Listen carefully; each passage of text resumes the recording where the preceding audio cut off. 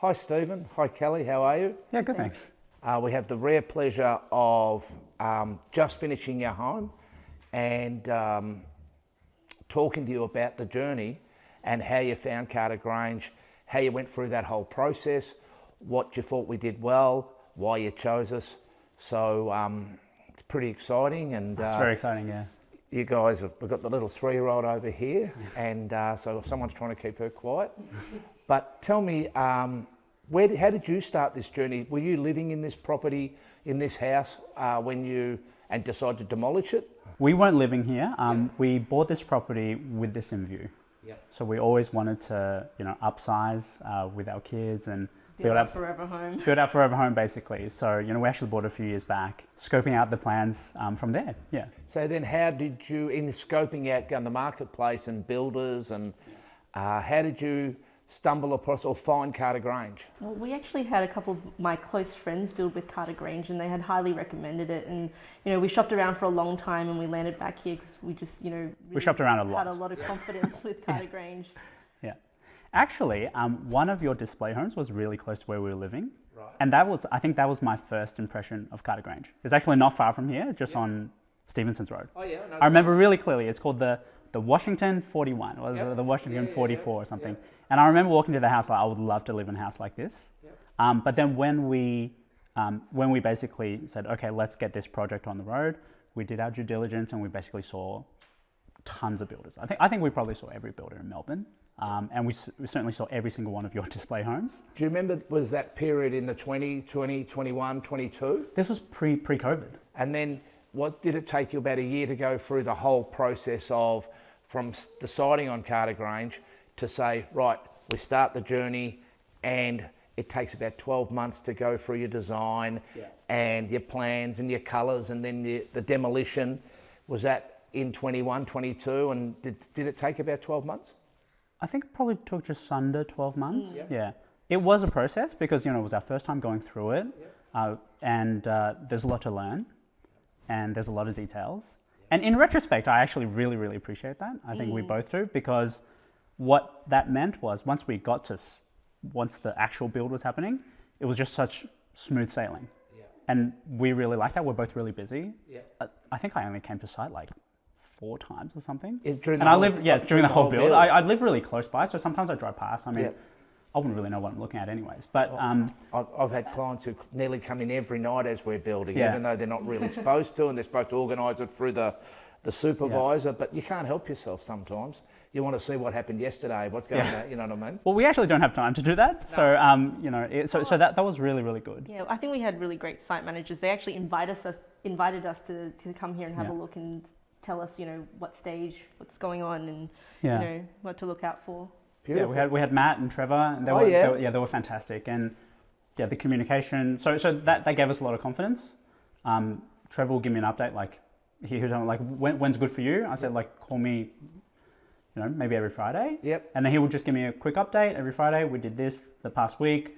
Any questions you need to run past me? And the good thing was there weren't many questions because of how detailed all the plans were and all the specs were. Yep. So we could just always go back to that. So if we go backwards, when you started the whole design journey, which is Carter Grange is a custom builder. So you sit down and your friends had houses that you've been through our displays, and there's a variety of different designs with a master bedroom upstairs, a master bedroom downstairs, master bedroom to the front of the house. Basements are possible if you want one. There's single stories, there's all sorts of things. Yeah. How did you start to nail what you wanted? How did you go through that design, and how did we help you get your ideas on paper and then ultimately build? What was really helpful was that feedback loop. Yeah. That process where, for us, it was Ben, and we told him what we wanted, what our family looked like, what our needs are, working from home, multi-generational family, even thinking about our kids. Yep. So think even small things like, eventually the kids might have their own cars. Where are we going to park it? Yep. Like, what does the garage look like? And what does the driveway look like?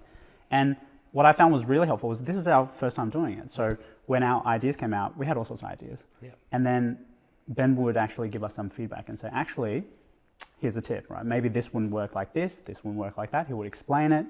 and then we'll come to a really good consensus, and it's all worked out really, really nicely. Well, I noticed upstairs the bedroom sizes are beautiful, because one of the things that people do is they go, well, my little 3-year-old or my 4-year-old is a little girl, she's gorgeous, but one day she's going to be 16.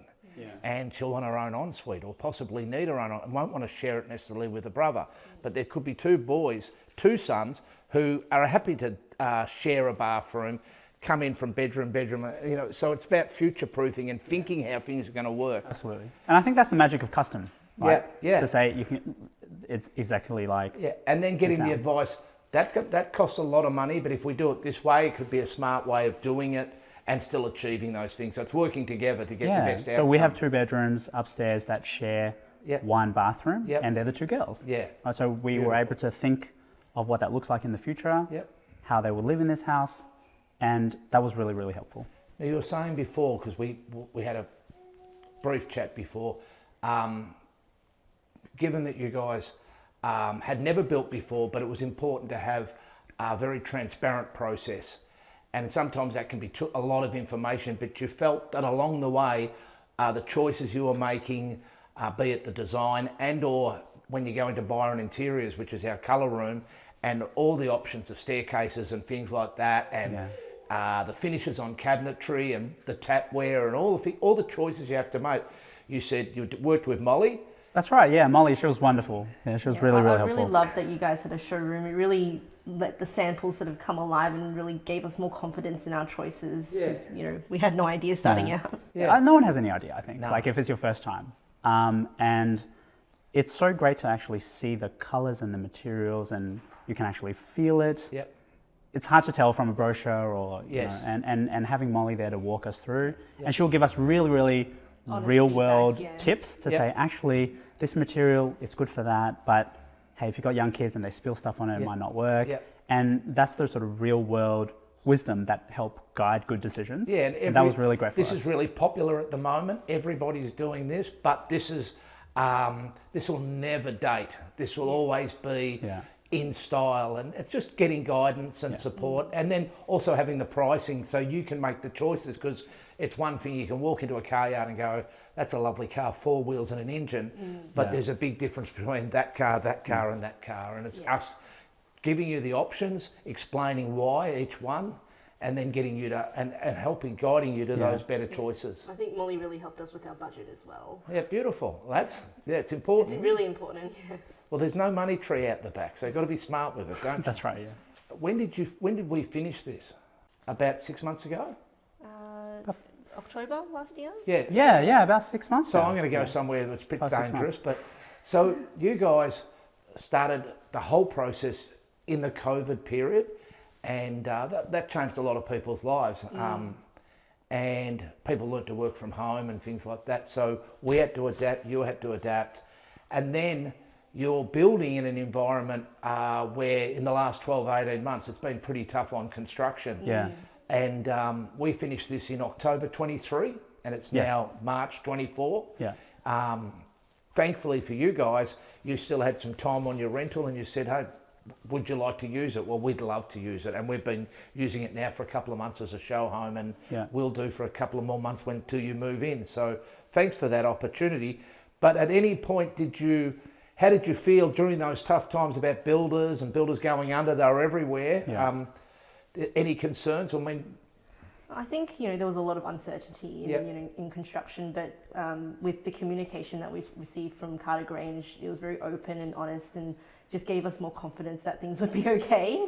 Yeah. And throughout the whole process, I think you guys really tackled each stage in a very timely manner, so there were no really big delays that we often see in builds. So really don't have anything negative to say.